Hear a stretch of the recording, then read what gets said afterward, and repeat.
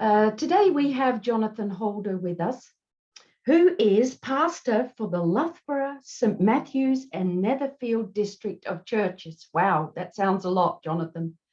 Welcome, and I'll give the word to you. Thank you very much. It's good to be here with you all. The churches do sound like a lot, but then, well, they are enjoyable churches to have. None of them are really too big. Let me just go back to the beginning of my PowerPoint. None of them are really too big, but they are, really enjoyable to work with. I've only got Netherfield actually in lockdown. So that's been a new experience, having to start with a new church during lockdown. But so far, it seems to be going all right. I'm really grateful and thankful that I can just be here to share with you. In thinking about what to share, I realized that recently discipleship hasn't been on my mind. And so I thought that this would just be a good thing to talk about. So that this is still a work in progress, still something I'm thinking about, but hopefully you will find it useful. So the title, as you can see for today's webinar, is Deep or Shallow Discipleship. And as we begin, let's just pray. Dear Lord, I just pray that you would lead and that you would speak. In your name, amen. So in thinking about discipleship, deep or shallow discipleship is really what I went with, just because I think within our churches today, that is a question we really have to answer. Thinking about the well-being of people and of our membership, are we creating deep or shallow disciples? And really what brought me to these thoughts was just a few situations that I myself haven't found myself in over my ministry. So I've been in ministry since 2013 in the North England Conference. And these are things which in my almost, like 9 years of ministry now, have come up time and time again. One of the first things which I find myself having to kind of deal with is people staying away from church because things are tough. So there have been so many visits I've been on, or so many people I've spoken to who we may not have seen at our worship services for a couple of weeks. And when I see them and when I speak to them, I discover we're not seeing them because they're going through something. They are struggling. Something is happening in their lives. Things aren't as they should be. And on that basis, they don't really have the strength, or I would say strength over desire, to come and join us for worship. I remember one conversation I had with somebody, and they were talking about this and talking about why they were staying away. And they just said, you know, when people ask how you are, I'm not able just to be able to say, I'm okay. And if I can't say I'm okay, and if I can't have that face on, I don't feel comfortable to be there. And I think as we go further, it's going to suggest a deeper situation. But this hasn't just been an isolated incident. This has been something I am constantly confronting. When people are struggling with things, they don't really engage with the church.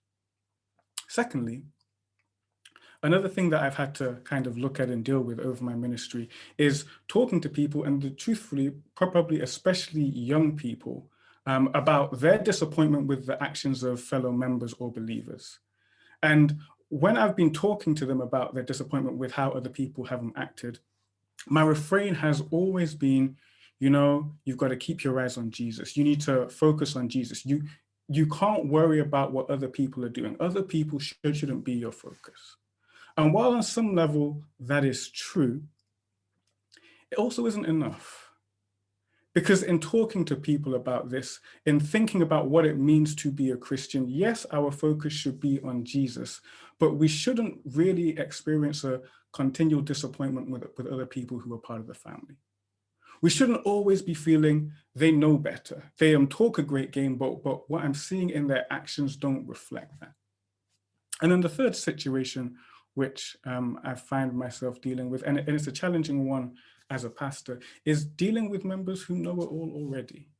Now, I think that's been exacerbated for me by coming into it as a young pastor, and I'm really grateful for my churches. So when I started in my district by myself, I was 26. And I know that for a lot of, like everybody, apart from the children and youth, were older than me. And I know that for a lot of the people I was working with, my elders, my church leaders, most of them were old enough to be my parents. Some of them were old enough to be my grandparents. And I found that with them, things were generally good, but there have been other times where it seems that there are a lot of people who don't have a teachable spirit, who have been an Adventist for so long that they know it all. They know how it's meant to go. They know what we're meant to do. They know exactly what we're meant to be. And it also means that there is then no really room for growth. What do I have to offer to somebody who knows it all already?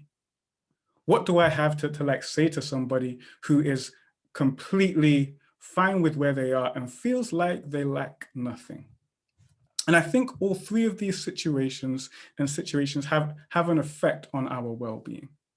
The fact that people are staying away from fellowship, staying away from churches because they're going through a tough time. The fact that there is almost a continual sense of disappointment from all areas of the church with each other and what we profess, and then in comparison to how we live. And thirdly, not everybody, but there is a significant number of our membership who just aren't teachable, who know everything already. And I think these become serious situations because they affect our well-being. They affect the membership's well-being. They affect the church's well-being. They even surprisingly affect the pastor's well-being.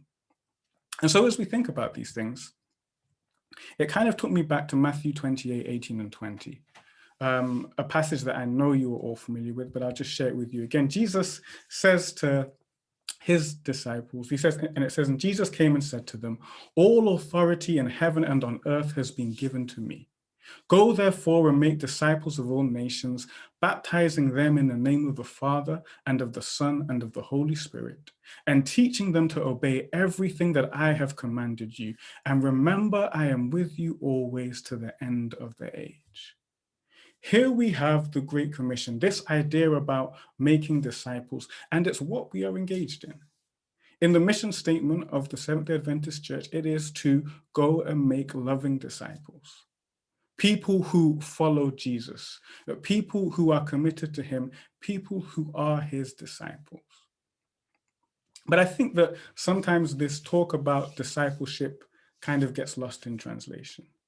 We can read Matthew 28, 18 to 20, and sometimes really don't see it inputted or acted out in our churches. But it's not just this passage. I think another significant passage in talking about discipleship, or two more, come in the book of 1 Corinthians. 1 Corinthians is Paul's letter to the church in Corinth. And in 1 Corinthians 4, 16 to 18, Paul says this, I appeal to you then, be imitators of me. For this reason, I sent you Timothy, who is my beloved and faithful child in the Lord, to remind you of my ways in Christ Jesus as I teach them everywhere in every church. Now, it seems a simple text, but in this text, I think Paul is saying something that I have hardly ever heard, and something that, to be perfectly honest, I don't really dare to say. Paul says to the Corinthians, be imitators of me. Not be imitators of Jesus, that comes later in 1 Corinthians, but be imitators of me. And I don't think Paul is being presumptuous here, because I think what Paul is talking about is discipleship. Because I follow Jesus, because I have patterned my entire life after Jesus, you can therefore pattern your entire lives after me. And it's not something he's just saying, because even in this passage in 1 Corinthians 4, 16 to 18, Paul is talking and showing what discipleship looked like. He says, I want you to be imitators of me. Therefore, I'm going to send you someone else I've discipled. I'm going to send to you Timothy, who is my beloved and faithful child in the Lord, to remind you of my ways.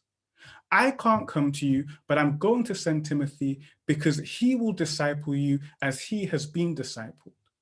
You can look at the way he lives. You can look at what he does, and in that way you can grow. And the more I think about it, the more crazy it sounds to me. This idea that Paul is just willing to say, imitate me.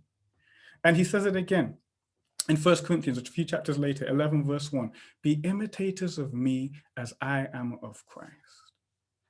And as I think about discipleship, I have to admit, and maybe it's only in the circles that I'm in, I don't hear those words very often. People don't talk about other people imitating them. And I'll speak for myself and say, because the truth is, I'm not a particularly good example. Like, if you imitated me, you might learn some bad habits, some things you shouldn't really be doing, some ways you shouldn't be a Christian. But here, Paul is talking clearly and saying, imitate me. Be an imitator of me. If you want to know what it looks like to follow Jesus, think about what I do. Think about what it was like when I was with you. Think about all those kind of things and imitate that. That's the pattern for what I want you to do. And so when we think back to these situations and the fact that there are people staying away from church because things are tough in worship, that we have this sense of disappointment with fellow believers because of how they act and because of how they act in comparison to what they say. And that third issue of people already knowing everything, I have become convinced that these are symptoms of issues within our discipleship. I don't think that in any good discipleship, we should have situations where people are going through things, and in going through things, they feel that the church isn't the place to be. They feel that the church isn't the place they should come. I know that we are all growing as Christians, but we spend a lot of time being disappointed in each other. And I think it certainly doesn't work in any discipleship pattern to have people who know everything already, because once you know everything, you no longer need to be a disciple. If you know it all, there is no more to learn. You're fine to be the teacher, to move on in that way. And so as I've been thinking and reading about this, I just want to share with you a couple statements which I think just highlight where we're at and what's going on. Firstly, just a quote from a book by a guy called Dallas Willard called The Greater Mission. And he says this, a single sentence, but I think it's a very pertinent sentence. He says, for at least several decades, the churches of the Western world have not made discipleship a condition of being a Christian. For several decades, it's been perfectly possible for you to be a Christian without being a disciple.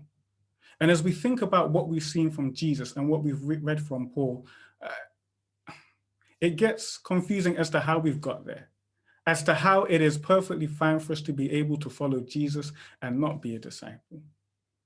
Secondly, from Peter Scazzero in the Emotionally Healthy Church, he says, talking about just the emotional frontier of discipleship, this further contributes, I believe, to why the frontier of emotional health has largely been ignored in most discipleship models in our churches and seminaries. For this, we are paying the heavy price of stunted growth and shallow disciples in our church. I think Peter Scazzero kind of hits on something that is really important, that discipleship isn't simply just about knowing certain things about God. It's not just about information, but it is about all of your life. And if the emotional components of our lives, if dealing with our feelings, if thinking about who we are as a whole person isn't part of our discipleship, then we're not going to grow in the ways we should. If you think about it, just for a child, nobody wants to have a child and simply to give them information. You want your child to grow up and to grow up emotionally as well. To not deal with not getting their own way the same way they did when they were 5 as when they're 25, because that's going to be a serious issue. And so as we begin to think about discipleship, I think we have to think about how we also include the emotional component. And I guess one final comment from really John Ortberg, which still strikes me every time I read it, because I think he describes what is happening when we don't actually have discipleship. This is from his book, The Life You Always Wanted, and he describes it as pseudo-transformation. He says, the great danger that arises when we don't experience authentic transformation is that we will settle for what might be called pseudo-transformation. We know that as Christians, we are called to come out and be separate, that our faith and spiritual commitment should make us different somehow. But if we are not marked by greater and greater amounts of love and joy, we will inevitably look for substitute ways of distinguishing ourselves from those who are not Christians. This deep pattern is almost inescapable for religious people. If we do not become changed from the inside out, if we don't morph, we will be tempted to find external methods to satisfy our need to feel that we're different from those outside the faith. If we cannot be transformed, we will settle for being informed or conformed. And I think that is the danger we face. That if we don't find ourselves growing as people, we have to find other ways to show that we're different. And so I think this idea of pseudo-transformation really hits on something that I know I've struggled with. What does it mean for me really to look different as a Christian? And I think part of the reason I have struggled with it is because I have not been discipled. And in not being discipled myself, in settling for shallow discipleship, pseudo-transformation becomes an option. But I want to really suggest an approach to deep discipleship. Recently, I've been able to attend some kind of 12-step programs and see what they do. And I have really been amazed in terms of what happens within 12-step programs. And I think without even calling it that, they are engaging in discipleship.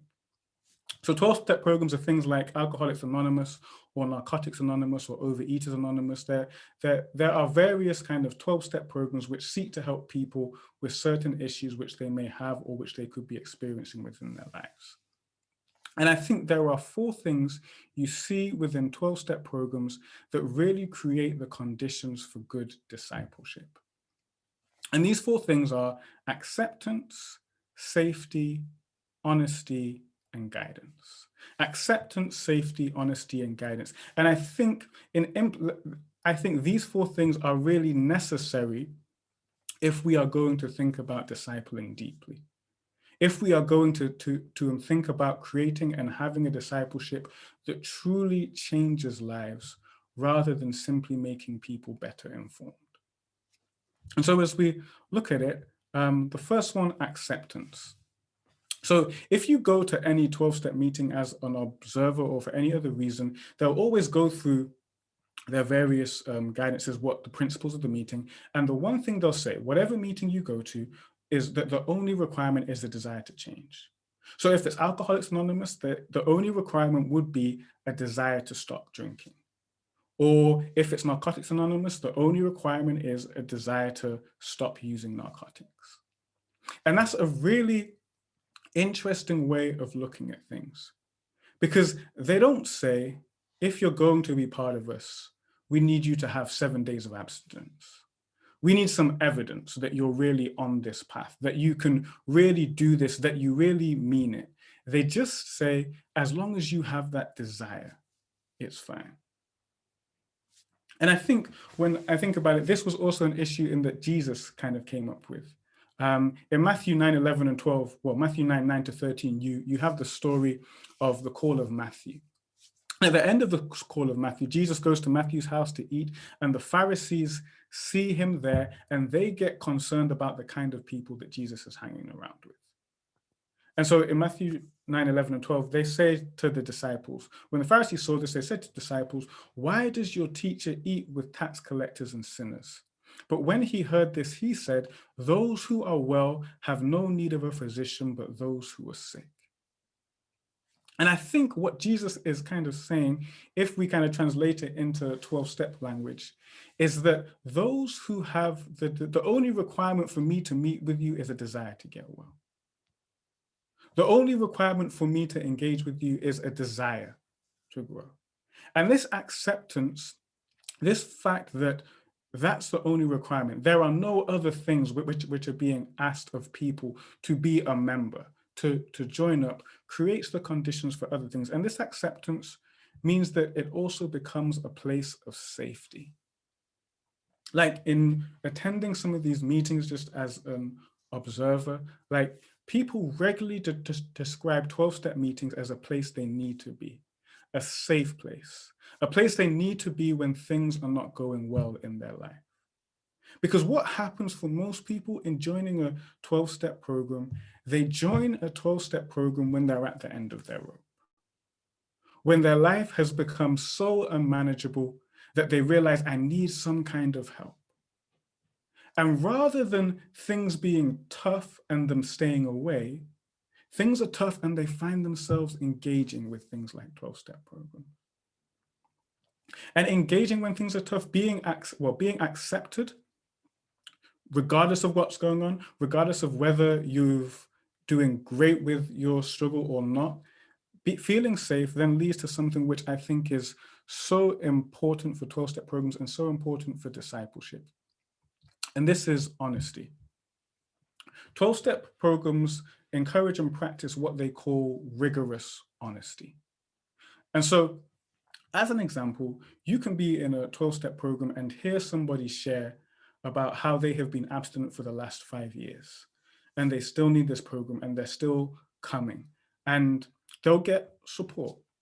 Right after that, you could hear somebody share about how they're not even abstinent at the moment, how they're in the middle of it, how it is a real struggle for them, and they get support. There is nobody there saying to them, oh, you should know better. Haven't you been coming to this program for so long? Shouldn't things be better in your life already? They get support, and what they get told is keep coming back. It works if you work it.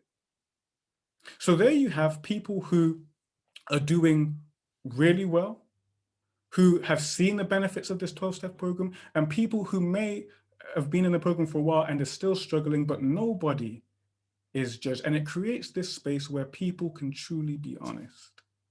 And I think this honesty is not something is something you see in the Bible, but it's parts of the Bible that we don't really think or talk about. For example, in the book of Job. When it comes to the book of Job, generally, we'll read the first 2 chapters and the last 2 chapters. Talk about how Job was challenged by God, how the devil was trying to say that Job only worships you because things are well. And then Job goes through everything, and at the end, God restores it all.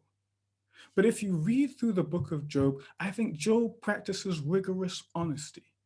Some of the things he ends up saying to God are things that I admit I'd be scared to say, publicly or privately. Job says in Job 7:11-14, therefore I will not restrain my mouth. I will speak in the anguish of my spirit. I will complain in the bitterness of my soul. Am I the sea or the dragon that you set a guard over me? When I say my bed will comfort me, my couch will ease my complaints, there you scare me with dreams and terrify me with visions. Now, what I want to say is that Job isn't talking about his wife. This isn't about his relationship. He is talking about God doing this to him. God scaring him and terrifying him. Now, whether Job's theology is right or not, he is practicing honesty. He's speaking honestly to God about what is going on in his life. And he is speaking so honestly that it's not just Job saying this privately, he's saying this with his friends around. And in his friends being there, that's why they have this long back and forth, because they're saying, you can't speak like that. It's not appropriate. Or you see it again in the Psalms. Psalms 139 is a famous psalm, but it's really the first 18 verses, which are the positive ones. That's the, oh Lord, you search me and know me. And even if I run away, like if I go to the darkness, you're still there. You know everything about me. But verses 19-22 express a sentiment that I don't think I have ever heard expressed in any church service. Oh, that you would kill the wicked, O God, and that the bloodthirsty would depart from me. Those who speak of you maliciously and lift themselves up against you for evil. Do I not hate those who hate you, O Lord? And do I not loathe those who rise up against you? I hate them with a perfect hatred. I count them my enemies. Again, this idea of rigorous honesty. It's not pretty, but if we're perfectly honest, our lives aren't pretty. Our lives aren't just a bed of roses. There are things which go on in our mind and heart, which sometimes we don't feel able to bring to God, which is why we stay away. And I think what you see in the 12-step programs is this idea that you need to be able to be honest. That because you are accepted, because you feel safe, you are now able to share honestly what is going on without fear of being judged. Without fear of being told, that's incorrect. You shouldn't say things like this. It's not appropriate. Because we are Christians, we don't talk in these ways.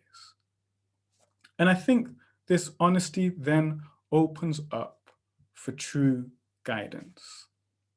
I think unless we are willing to be honest, we can't really truly be guided. And one of the most interesting things about the 12-step programs, and it almost kind of broke my heart when I discovered it, that you have the 12 steps, you go to the meetings, but one of the things they will say to you is find a sponsor. Find somebody to guide you through the 12 steps. Find somebody who is going to work you through them. And the point is, when you finish the 12 steps with your sponsor, all you do in some senses is just start them over again, because you can always go deeper. You can always learn more. And this idea, like they call it a sponsor, but it's basically discipleship. This idea that you have someone who has been where you have been, who knows the struggle that you are having, and now they are guiding you, and in guiding you, they are learning too. And I think what we see in this 12-step program is basically what Jesus talks about in Matthew 28:19, this idea of making disciples of all nations. What Paul talks about in 1 Corinthians 4, this idea of imitating. Like the Christian life is a life that needs guidance. You need people who are further along, who are ahead of you, who can show you how it is to grow, what it looks like, who have been through some of the stuff you're going through. And sometimes we get that, but the truth is that it's more sporadic than intentional. The most guidance I would probably say that I've received outside of my internship in kind of learning how to be a pastor was really when I was doing Bible studies. I did Bible studies to become a member of this church, and then after that, I became a member and it was kind of on to the next one. And I'm not sure that that's how discipleship works. I'm not sure that doing it that way is going to be something which will create deep disciples. And when you add all these things together, acceptance, safety, honesty, and guidance, really and truly, I think if you think about them, they are all just parts of love.